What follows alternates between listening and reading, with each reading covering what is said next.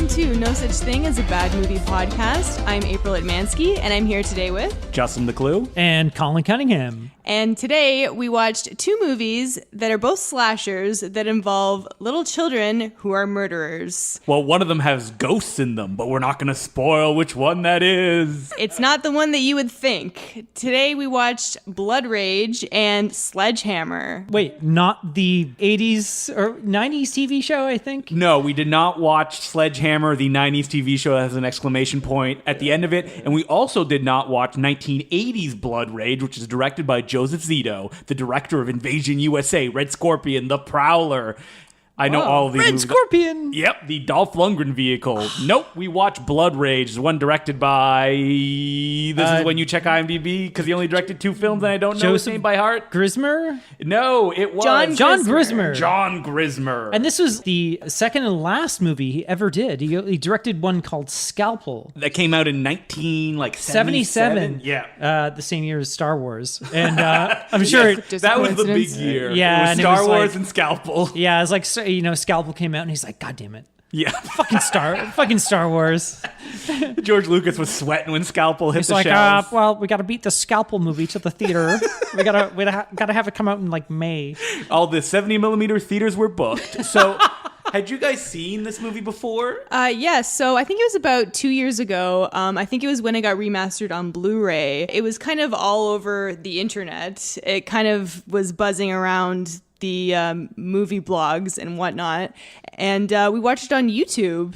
Yeah, so we looked it up on YouTube. And it was like a really shitty version, It was right? the worst copy imaginable. Because you guys, while we were watching this film, reacted shocked every time any violence happened on screen. Yeah, like I remember it being violent, but I think we watched an edited version. I don't remember anything about the movie, and I certainly would have remembered People being cut in half. Oh yeah, it was so amazing. It was incredible. Yeah, it was very good quality. We watched a Blu-ray transfer. Well, this is the Arrow Video. So first of all, Arrow Video is having a huge sale this week. So everything is $4.99, whatever. And this episode is brought to you by Arrow Video. Whatever, please give us free stuff. And this is a film that I remember when I used to talk to my friend Adam, who was really into VHS stuff a decade ago. He was obsessed with this film. It was like a lost film. It wasn't available on VHS in any proper version. It had 3 different versions that are on the Arrow Blu-ray. Yeah, and the name, when this movie started up, it was called Slasher. Yeah, it's also called something Shadow Woods, which is the apartment complex it takes place in. And then it was almost called Complex. Complex. So what is this movie about, April? Well, it's kind of your classic slasher movie, which I don't think we've really done a slasher yet on this show. No, unless you count Boarding House as a slasher. I don't. No, I don't. That's like a that's like a sci-fi psychological thriller. That's it's like a sci-fi slasher.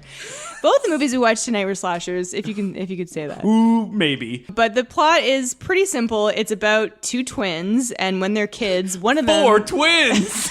I'm seeing double. 4 kids. So when they are kids at a drive-in movie theater, one of them commits a crime. He kills a couple of... It's called murder. The crime has a name, by the way. Whatever. April has no moral barometer, so every crime is equal in her eyes. It's She's like Judge just Dredd. like the kid in this movie. Some would call it a crime. We were shocked at this scene because holy shit, it is so graphic and It's very violent right away. Yeah, so there's these 2 teenagers, and we're gonna say this a lot during this episode. And I by that we mean don't think they're teens. They're really young, late 30-year-olds No, wait. having sex in the car. The people having sex. Yeah. We're talking about the murderer kids. No. The twins are having sex in the car? 10-year-old boys. The twins were having sex, and one of these evil twins just takes a hatchet that I guess he had in the back of the car and just stabs away at the 2 people having sex, and it's gory. It is so graphic. Doesn't it go right through the guy's head or something? No, it's just constantly into his eye. In his face. The effects are ones that you don't often see in slasher films, which is you'll see somebody's face and then the wound appear. Yeah. And I'm not exactly sure how they pulled that off, but that's not something you usually see because it's very graphic and real that way. Oh yeah, and they keep cutting back to it with shots with the axe in the face and then shots without, and just blood just spraying out of it, and it's so gory. And then the evil twin takes the axe and gives it to the good twin, and he's like, "Oh, you're the murderer now." He just smears blood on him. He did it, even though I'm covered in blood. Yeah, and then the other twin just doesn't say anything, and then the whole thing gets blamed on the quiet twin. And then we flash forward, I believe it was 18 years, right? So we're That sounds supposed about to right, believe that these people actually, are now judging- in their early 20s. Judging by the guy's like hairline, I would say Yeah. it's 35 years. They're not it like in flashes high forward. school, but they're acting like 20-year-olds. So the old twins are played by the same actor, Mark Soper, and he's good in this movie. He's fucking amazing in this movie. Yeah, I mean, I don't know if we want to start like with what we liked. There's a lot of things I liked about this movie, but his performance is definitely like a highlight for me because he not only is able to differentiate between the two twins, but his performance as the evil twin is so like Casual. nonchalant. It's like he couldn't care less. Yes, It's he- like He's it's like always smiling. He's like murdering people. He's not That's even like wonderful. throwing quips out other than No. this ain't cranberry sauce. That's right. His Constantly. catchphrase. The film takes place during Thanksgiving. Yeah. And yeah, he's just murdering people left and right. He's not passionate. He's not angry about it. He has a sly smile on his face. And as the good twin, you know the difference because he's very meek and he has his hair plastered down. Because Yeah. the evil twin has like a pompadour. Like it's Yeah, very well there's done. like a Always scene where he doing kind his of like, hair. pumps and, Yeah. preens his hair a little bit. I mean, everybody's hair is way up in the air. And while we were watching the movie, we were like, wait, does this movie take place in 1987, the year it was released? It says 1987, and I'm looking at it, I'm like, there's no way. Yeah. Like, the cars look like they're from the 70s and stuff like that, but They couldn't afford new cars. And that's because the film was shot in 1983, and Do you think the somehow- director was like James Cameron? He's like, I gotta get it perfect. yeah. It's not quite there. You don't Not quite. buy it yet. I gotta mold these performances, especially the performance by Louise Lasser. Last seen in, I don't know, a Woody Allen film. It was a long time ago. And I think if I can recall correctly reading about how she got this role, she was in a rough place in her life at the time. You don't God, she say. looks like she was in a rough place in this movie. Because she plays the mother of the twins, and her performance is essentially like on the edge the entire time. I think she looks awful. She's just like eating food out of the fridge. She's drinking There's very that one shot, heavily. yeah, it looks like she kind of finds out like the son has escaped from the asylum. The supposed bad son, which is really the good son. I was going to be like trying to explain Face Off. It's a real Macaulay Culkin Nick situation. Cage, Wait, but it's Nick not really Cage. Nick Cage. It's Yeah, John Travolta. it is kind of confusing And because they then both just play the same keeps actor. cutting back to her, and she's clearly has no interaction with any other actor in the movie. So it's just her on her own on the set. Like her voice is blown out, like as And- if they only had one take. She's often out of focus. yeah, and Yes. she's just like on the floor in front of the fridge, stuffing like And, food into her mouth. compulsively cleaning her house and calling somebody on the phone. Somebody we don't know. I think it's the mental hospital. I mean, but maybe the sure. reaction is the hair and clothes that she was forced into this film. Yeah. Because, man, I feel really bad for her when you see her, like, she just looks not good. She's No. frumpy. She's wearing like this ridiculous, like frumpy house gown. Mixed together with her, like, makeup running and Yeah. her, like, wheezing and crying. And the her entire hair is time. in these like It tight looks- curls that are like falling out. And then at one point she takes a shower and she just has wet hair. Well, it looks like we were sort of talking like it would cut back to the movie and like everything would be happening and it would just sort of cut back to her in this apartment. Just freaking doing out. her own thing. Yeah. Cleaning the oven, vacuuming the shag rug. Yeah, she was constantly separate. while drinking, like, and it was almost like I think she was just drunk constantly and On set. they would just shoot this stuff. They're like, Louise, just go with it. We're Go just with it going to because film you. we know we're not going to Yeah. get you back for like, Yeah. Yeah. the next day or whatever. You So are a let's just woman on the verge of a nervous breakdown. Go. Classic John Cassavetes style acting. And so this movie is just the evil twin walking around, just murdering anybody that gets in his just path. gleefully. Yeah. You know what he reminded me of? Heath Ledger's Joker. Yeah, Like, sure. just do-do-do-do-do. Especially the hair. Like, yeah, like not, he It's a doesn't little give more a shit. low res than that. Yeah, low res. Just He the fact- escaped from the virtual world. Just the fact know what that I he mean. would like, kill someone and like, stand around. He would kinda just like, casually walk he away. like twirl his like. He just walks up to thing. people with machete behind his back, and Yeah. Yeah, he's like, what's going on? They never catch on. No, they never do. There's this one scene where it finally revealed to the last surviving woman in the film, and he's like, "Oh yeah, let's go call a," and he just like swings the knife. He's like, "Where are you going? He swings I love you." He swings it like a baseball bat. Yeah, he does. Yeah, it's so weird. So he's pretty much like killing all these people around this like townhouse complex that has this like tennis court in the middle of it. And at some point, the plot actually goes to this tennis court. It cuts to like a tennis like guy, Game just happening. sort of like instructor teaching this woman in the middle of this murder spree. In the middle of the night, right? Yeah. In the middle of the night, in the middle of the murder spree. And this whole movie is so kind of weird like that. Well, there was actually like 3 versions of the movie, like I mentioned at the beginning, and some of them had a lot more scenes with the characters hanging out. I see, okay. Especially the teenagers in the film, which Yeah. in this version, essentially, they hang out playing football very briefly. They have supper, and then they just disappear for most of the film. Wait, but then they they go play and play Nintendo. video games. That's right. I did think though that like they got to the murders really fast. They did, yeah. And they were very gory right off the bat. Which, yeah. Super gory. Every fucking kill was, Yeah. especially the girl in the forest. Oh my god. Yeah, she gets Being cut in half. two. Yeah, that was Holy great. But shit. it was like, okay, let's cut out the stuff of the characters just hanging out because we don't really care about them. Let's just have all the good stuff in there. Mm-hmm. And it worked. I would say it worked. So, Colin, what was your favorite part? Well, I got to say the practical effects are fantastic. By Ed French. It doesn't hold back. No. And it's just it's not like a Jaws situation where like we're waiting for the big stuff give at you a the little end. tease, and Yep. then we'll give you something right from the get go. It's like the scene at the The movie theater? drive-in. Yeah. The drive-in. It's just like holy shit. It's like There's, blood like, is spraying. axe in the cheek, and it's like spraying. It's just so fucking gory. And then Heads are cut off, hands are cut off. hands only are cut buttons- off. But it's so great, and I love the one arterial spray. It's just like Yeah, clearly that's like right. a plastic tube. Yeah. You see like the bone. He's like, You know, it's like Yeah. oh, and I- then this one tube just has like and then the evil twin like poses the guy that he murdered to look like That he's was just pretty- like yeah, sitting that's there. fantastic. Yeah, I So thought of that. So it's like, it was kind of almost looked like rubber arm, Yeah. but they did it in a way that you kind of are just on board. You know Yeah. what I mean?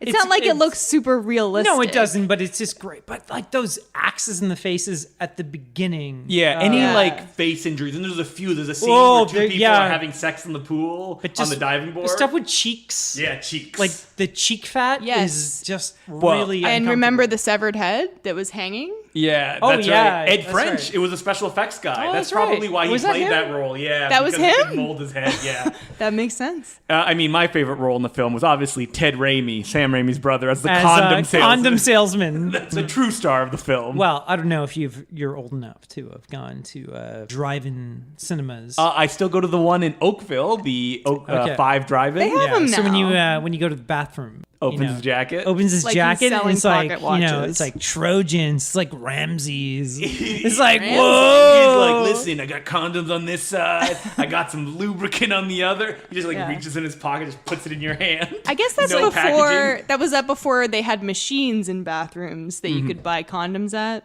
Oh, That's wait, right. hang on. I know we're joking. We're having a good time here, but was condom salesmen? Do you guys go bareback? No. Are there really people? Raw dog.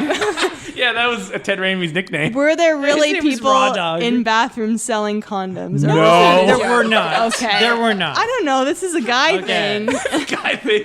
Yeah. So that was a joke. Squash Okay. this joke. No, there There's was not. pinball machines in men's driving bathrooms. Ted Raimi did not sell condoms in bathrooms. On the Arrow Blu-ray, there's an interview with him about his role in Blood Rage. Oh my God. In the interview says that he was about to leave Hollywood. He had tried to go and do his thing and hadn't worked out. And like the last day before he was going to leave, he got the little role in Blood Rage, and that paid him enough to be able to pay rent. And then suddenly he got another role. And if you look at his credits, he acts a lot. Like he had a big role in like Hercules and Xena and Oh my God. SeaQuest. Of course. Yeah. Oh my God, you're right. That was him in Xena. First of all, What was his Sam Raimi produced Xena. He did, yeah. and- That's probably why he Oh got my the role. God, you guys are blowing not my know mind. that? No, I'm just a fan. Bruce Campbell's in Xena a lot. Yeah, he's a And he telecast. directs. That was in a bunch of before I episodes, knew too. who Bruce Campbell was, but right, Sam Raimi. Raimi was like a main created- character on Xena. No, Ted Raimi, Raimi. yeah. I'll Sam always Raimi get those two created- confused. Xena? Yes. The 2 shows, yes. But he did Oh. not create Young Hercules.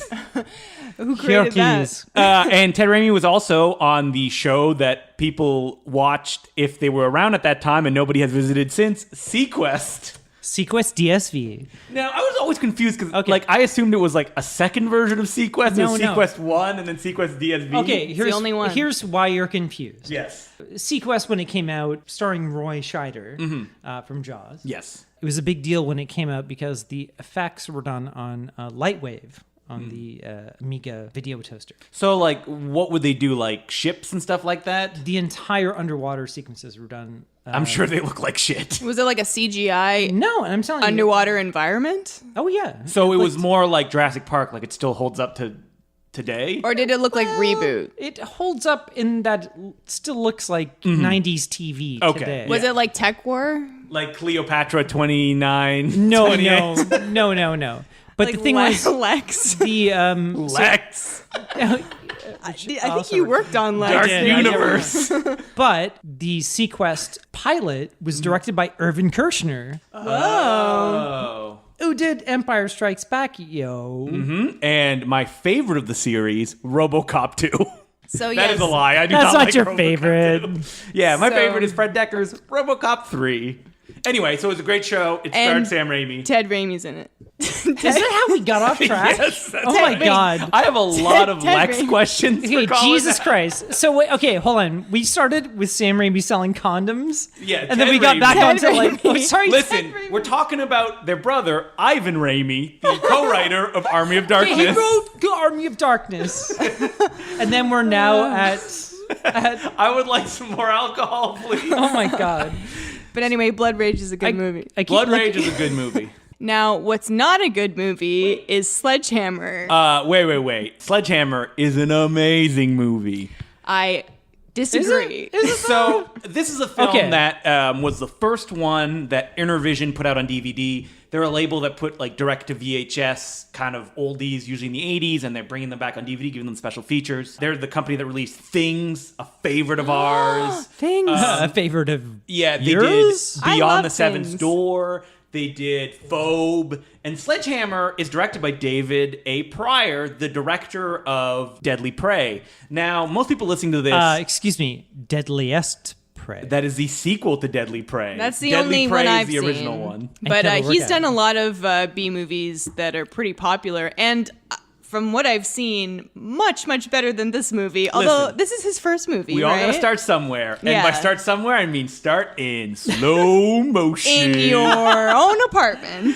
So this is a slasher film? At least that's what I assume when I Barely brought it to qualifies. watch. It almost seems like a kind of psychological slasher. Thriller, yeah, that's right. We keep saying psychological thriller. We want It's to sell it to the not. masses. Oh my So god. this film begins with a woman throwing her son in a closet. And then she goes and sees her lover, and whoa, somebody shows up with a sledgehammer Yeah, but it cuts to this closet, for 10 minutes. and it's like a It's a slow zoom, pushing. a Yeah. slow motion For a zoom. Get used to that slow long motion, time. folks. And then you see the lover get hit in the head with the sledgehammer, probably the only kind of real on-screen gore in the entire Yeah, film. and it goes right through the head. It's a dummy head, and it looked great, and it really got us excited. You never, I'm gonna say, you never see anything like that again. But they do play that exact shot again later in the movie. They just flash back to this whole. You scene. could actually be in the bathroom while this 10 while minutes. this scene is going on for Doesn't 10 matter minutes. because it'll still be happening. It'll still replay Or 20 it'll minutes replay, later in yeah. the movie in its entirety. So you see a bunch of video-generated titles. That means that you're getting a homebrewed movie time. It's so funny, You but sure are. it reminds me of like last week's one. Yeah, The- Boarding House. Well, I believe they both came out in the same year, 1983, which is when Blood Rage was filmed as well. The difference between both of them is that Blood Rage was shot on film with a crew, and this one was shot with David A. Pryor, probably his brother Ted Pryor, and whatever cast and crew that they could wrangle up. I mean, the Whoa. special effects, it says just blood and guts, Yeah. and that stinks of like a name they just made Oh, up. you think that's not like a company? No. It's, that it's does probably just special like Ted effects? Pryor. Yeah, it's just them doing it themselves. And they like the entire cast seems like they're completely They're friends. drunk It's the definitely like a entire time. friends and family type shoot. Yes. And I mean, Ted Pryor is in the Wait, yeah, Ted Pryor's the brother. Oh, you mean Ivan Pryor? I mean Deadly Oh, Prey. you're talking about Yes. So the plot is a bunch of teenagers, and I'm putting that in air quotes, arrive in a van they're like 35. at this house, aka David Pryor's apartment, and they just hang out and they get drunk. So let's go around right away, because this movie doesn't have much of a plot. What was your favorite part, Colin? Ted Pryor's traps. And now tell us about Ted Pryor's What is traps. a trap, Colin? Can you explain it to us? It's a type of It's music. called the Ted Pryor, who has additional music. It's true. trap is a trapezius muscle. It's the one that joins the neck to the shoulder. Have you ever seen like a Tom Hardy movie? Well, also like The Rock. Like, have you seen his The Rock traps? just has like insane everything. It's true. But Ted Pryor, Tom Hardy especially has. It's not just Ted Pryor's traps, though. he is cut. He is cut. He's like extraordinarily more built than everyone else in the movie. There is a guy that we were calling like the Viking Man who is like very 80s bodybuilder. He's just like really, really big. But Ted Pryor was like cut. Yeah, and he shows up Like right away with his chiseled. shirt off. Yeah. Well, his shirt is in his back pocket. it's hanging out his back pocket, and he's kind of like greased up. Like, Yeah, I think and- it's like, dude, why? Right from the get-go, Ted Pryor shows you, though, that you see him and you go, oh, man, he looks like such a bro. But listen up. Not only does he love to play the guitar, but he also loves to take long walks in Holy slow motion, set to flute music. This scene, holy crap. This is like the old boy fight scene. It's so long and like epic. like one take. It's like it is so one take. Of And Ted my Pryor god. just walking with his girlfriend across a field. And this is 10 minutes into the And movie. it's the most Field it's is the like most, 10 feet long. but and it it's just the most takes that sensitive long. music. It's like And all that the viewer can look at is Ted Pryor's back but then right at the end. of the shot. This beautiful romantic Oh, shot. it's like so golden. Nobody Like can- flutes. Yeah, nobody can see me miming the flute. in What slow does he motion. what does he do? And we gotta clarify that when we mean slow motion, we're not talking about like you're shooting at 120 frames per second. No. This is like the blurry. They slowed it crummy, down. Holy crap! We just got video. We can put It's this stroby. It's yeah, like stroby. They were like inspired It's by Peter Jackson, Wong like, Kar Wai, yeah, Ashes yeah. of Time, and Chunking Express. And anyway, at the end of this scene, he puts his beer can on her head. And we were just waiting like And it's what like, Broy saying he isn't was that gonna funny? do. I was saying he was gonna like crush a beer can on her forehead. Yep. But after that, you see him playing the guitar. Oh, and he's playing like, the. Is he playing the guitar? Yeah, he Yeah, is. that is after And that. he still has his shirt off. He's certainly making the thing. Yeah. Look like he plays the guitar. So this movie doesn't even really have a plot because It it's do- just it kind of has hanging out, really- and it's like a Robert Altman film that any scene with a bunch of characters, they're all talking over each Yeah, other. yeah. I You don't can't think hear- they had written lines. No. No, there's nothing, and I like guaranteed in most of these scenes they're wasted. Oh yeah, They are they look so really drunk. So drunk. There's like the sloppiest food fight ever, Holy It's shit! pretty disgusting, actually. It's actually it's which starts with Ted Pryor taking a thing of mustard and putting it on a woman's head, Yeah. which led me, Colin, and April into a discussion if "put some mustard on it" was like a real expression. Yeah, Because of course. later, after that scene, she's in the bedroom with the ladies, and she's like, he poured a bottle of mustard on my head. I could have killed him. They Yeah. all like seem to be trying to have normal, like straight ahead, what we associate with America accents, but they keep slipping into like, yo, I'm walking here. Yeah. It's And just- also, like, the women are very beleaguered. They're like, why are you guys being so, like, Jerks. yeah, why are you Well, being okay. jerks? Let's The not- one guy, like, licks the other girl's face. They love in both of these movies to like pretend to be dead as a prank. Yeah, that happened in both of these Yeah, movies, twice just these in Blood movies. Rage. And it's just like, oh, quit, One of the women quit says, fooling around. one of the women says, "Oh, they're such jerks, but I love them so." And it's like, no, get out of here. Yeah, They're like why? pulling your pants down. Yeah, not- they're all fucking let's- assholes who are acting like they're 15. They're stepping over the line of. I couldn't believe they're it was basically like, harassing them. We were watching this movie, and I was like, I couldn't believe the levels of bro that these guys were making. It was like I was watching like a Peter Berg movie. I don't know who that is. Oh, are you talking about the classic film The Rundown? Oh my god. Oh, I love The Rundown. No, but it was just like bro on top of bro. Yeah, and like because they're high talking- fives, like Yeah. yeah. This Yeah. is it's like a level of improv where you don't know what to do, so you're Yeah, trying to and act really big. Yeah. And because of that, they're like, oh yeah, man, I'm gonna get in like her pants. But that's okay because they start getting murdered an hour and 10 minutes into Yeah, the movie. I It's guess an so. hour and 20-minute By, like, movie, a you guys. ghost? Yeah, so thing? the first sign of something going wrong in this movie is that there's a sledgehammer in the corner Oh yeah, that's great. and it disappears. And we're Yeah. like, wait, is it like a ghost sledgehammer? We weren't sure, but it was like it didn't matter. The payoff to this, like, is there a ghost? Is there a murderer? Is there a sledgehammer? Is didn't so matter. unsatisfying What? that it was No, pointless. It's super satisfying. Remember that kid that got locked in the closet? Guess what? He's back. But also, he's like He's an adult.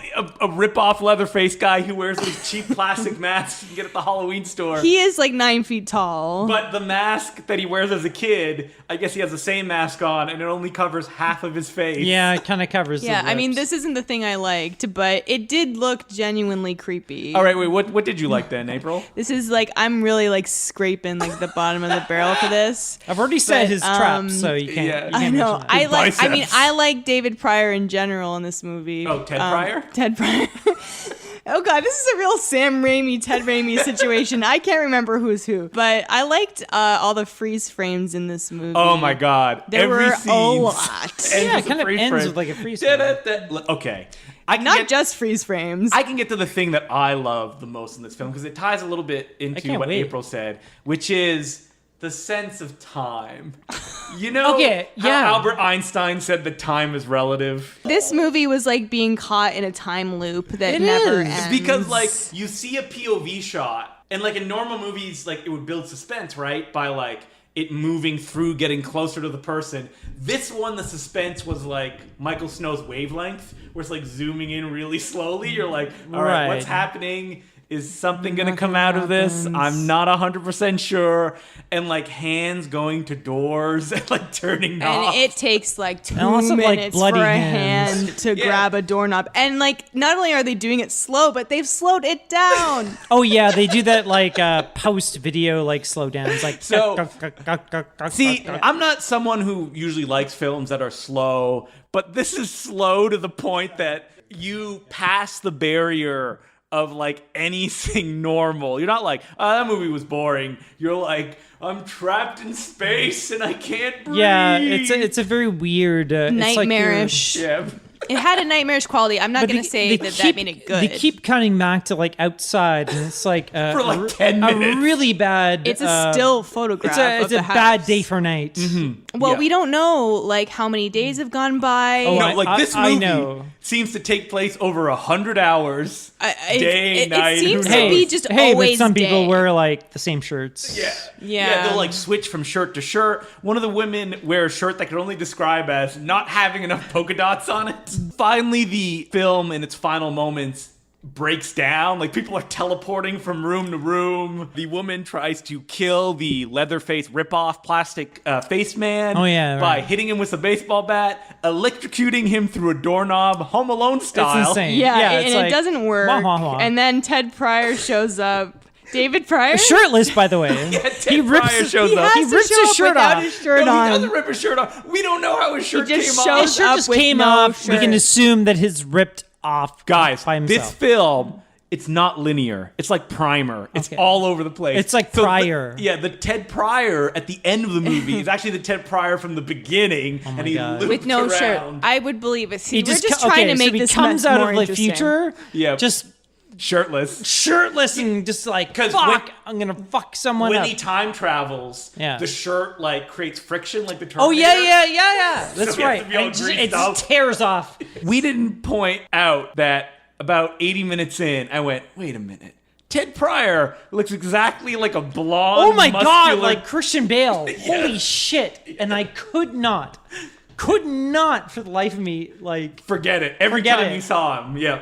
To go back to the whole freeze frame thing, they used transitions in a way to try and keep it a little more interesting from scene to scene. So sometimes it was like a barn door wipe at one point. Oh, yeah, there it was a was. real That's Star right. Wars wipe. But you know what happens when those transitions pop up. And we've talked about this on this podcast before. When nothing is happening and just something different happens, we're like, ooh, yeah, transition. There were a lot. It was more often than not freeze frame, to the point where it was almost like I either don't want to finish shooting the scene or I just need some way to get out of this scene. And it kind of reminded me of, because I watch a lot of Degrassi, original and Next Generation. And at the end of every episode, it ends on a freeze frame of character's face, and then the credits come up, and it just made me think, like, what if like every scene is like an episode? An episode, and they learned a lesson because it's like after school special, right? And then they realized that I'm not gonna be like a dumb jock and take advantage of girls anymore. That's the lesson that he learned at the end of the movie? No, like in the middle of the movie. Oh, in the middle of the movie. After he poured mustard on that girl's head. Well, David Pryor, he does go to his girlfriend and he's like, I love you. And she's like, I love you too. A little bit of chemistry That's there. Ted Pryor. Ted Pryor. But early- oh my God. David Pryor is dead, by the way. Yeah, rest he in died. peace, Yeah, David but Pryor. He did earlier pass in the away. movie, R.I.P. the girl says to him, like, I thought it was going well, and then we were gonna get married. And he's like, I just don't know if I want to get married. And she's like, And she goes, but you asked that was me. you asked me. You asked me to get married. And He's like, freeze frame, and then we're out of that scene. does it end in a freeze frame? The movie? yeah. The whole movie? Yeah, it did. I can't remember what it was, but I know it did. This is a movie that, like, obviously video technology is out. They can do all this stuff and it doesn't cost them anything. Yeah. And that's production value. Freeze frames, transitions, video generated text. Like, put it all stuff in. on the text on video at the time was like fucking insane. Yeah. Obviously, they had no You can do budget. it. And like low budget. we talked about how Boarding House last week was shot in a porn house. Oh, this yeah. was shot in like a college person's apartment. Like, there's nothing on the Practically wall. empty. There's a table. Clearly. One couch, I think. And it's all white, and there's like nothing on the walls. All that there was like a Boondock Saints poster, and like The poster of the two girls kissing in bed. like Fight Club and Snatch. Yeah.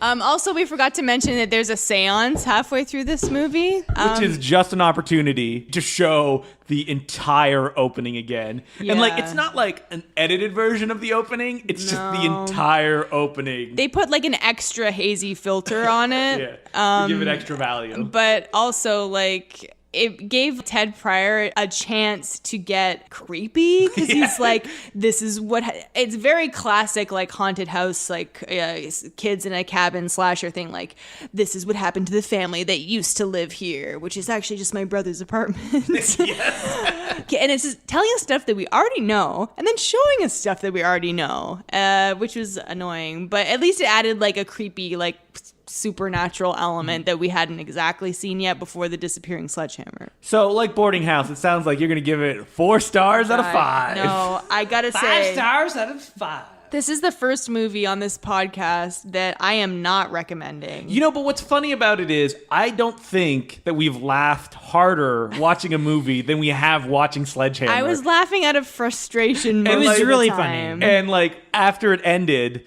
every laugh you'd go, why isn't this over yet? Yeah, I was just begging this to be over. If Boarding House was packed full of stuff, this is its like art house cousin where like the exact opposite. Yeah, nothing happens in it. And true. you know, Sledgehammer is like the thinking man's supernatural slasher. Nobody was thinking when they made Sledgehammer, except I want to have a vehicle to show off my brother's hot bod. You think that's how it started? It was like maybe. David A. Pryor's like sitting back and he's Yeah, like, man, he's like, my dude, brother's these fucking traps, man. Then why didn't they do something like Pumping Iron? If anyone's seen his other movies, it's always about TNA in general and hot girls, and then like some kind of lame murder plot. Yeah, usually. David Pryor also directed Killer Workout. Is probably his most famous film, which Well, he I made a think- few years after yeah, this. And Deadly Prey. Deadly yeah. Prey, and then what was the one with all the girls? I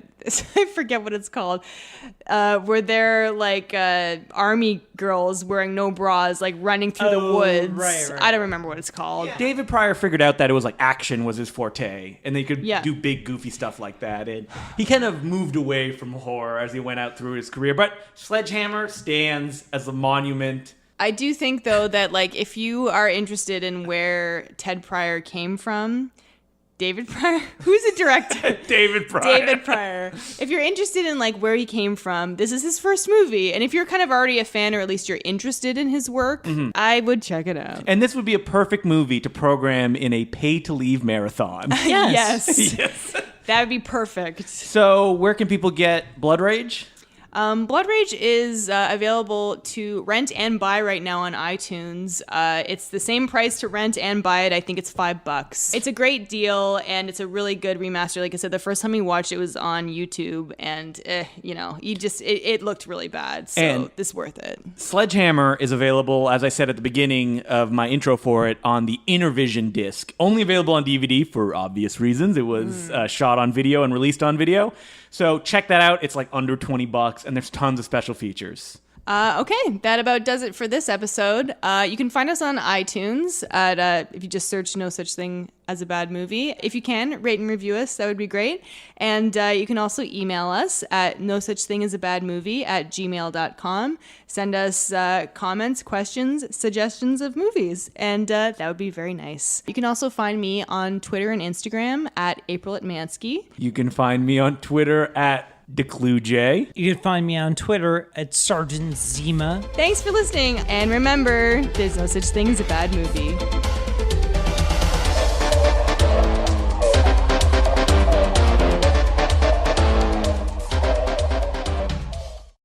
It was called SeaQuest DSV. Okay. Deep submersible. Deep submersive. Deep submersive what? Collins, I think he's going to die. What's going on? We're going to make like some dirty joke? Let me redo that again. Okay. Okay. I said deep submersible. Yeah. Okay. So basically is like what happened sorry. Okay. It's SeaQuest DSV. It's like deep submersible. You can't say it. Deep this is like submersive take 10 vagina. of Colin trying to say Okay, the I'm just title. gonna say deep. Yeah. It's basically like deep. You gotta put this all at the end. After the music. Okay.